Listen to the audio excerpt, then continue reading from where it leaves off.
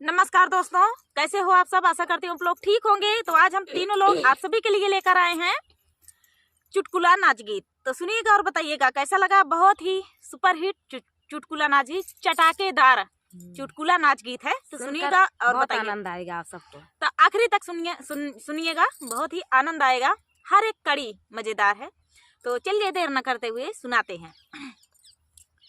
जंगल वही बीचे बोले ला सियार, छोटी रे नदी सियार, छोटी रे नदी। जंगल वही बीचे बोले ला सियार, छोटी रे नदी सियार, छोटी रे नदी। अरे जाई के जागवली हम अपने सासुर के, अरे अपने सासुर के, अरे जाई के जागवली हम अपने सासुर के, अरे अपने सासुर के।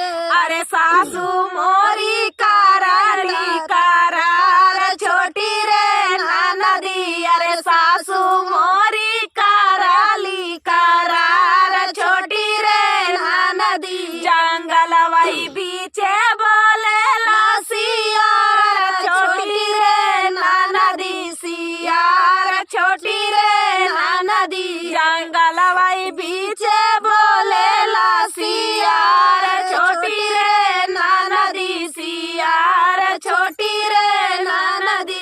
अरे जाई के जागवली हम जेठावा के अपने, अरे जेठावा के अपने। अरे जेठनी मोरी बैठाई राखवार, छोटी रे नदी। अरे जेठनी हमारी बैठाई राखवार, छोटी रे नदी। अरे जाई के जागवली हम जेठावा के अपने, अरे जेठावा के अपने। अरे जेठनी हमारी बैठाई राखवार, छोटी रे नदी। अरे जेठनी हमारी बैठाई राखवार, छोटी रे नदी। जंगल वही बीचे बोले ला सियार, छोटी रे नदी सियार, छोटी रे नदी। जंगल वही बीचे बोले ला सियार, छोटी रे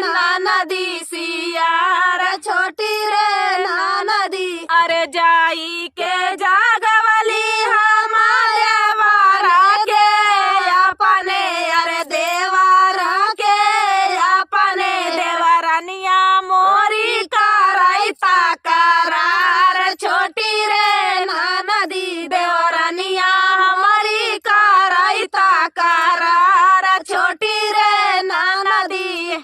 जाई के जागवली हम देवारा के अपने, अरे देवारा के अपने। देवरनिया हमारी कराइता करार, छोटी रे नदी करार, छोटी रे नदी। जंगल वही बीचे बोले ला सियार, छोटी रे नदी सियार, छोटी रे नदी। जंगल वही बीचे बोले ला सियार, छोटी रे नदी सियार, छोटी रे नदी। तो दोस्तों हम लोग जंगल आए हैं तो था सियार यहाँ पे।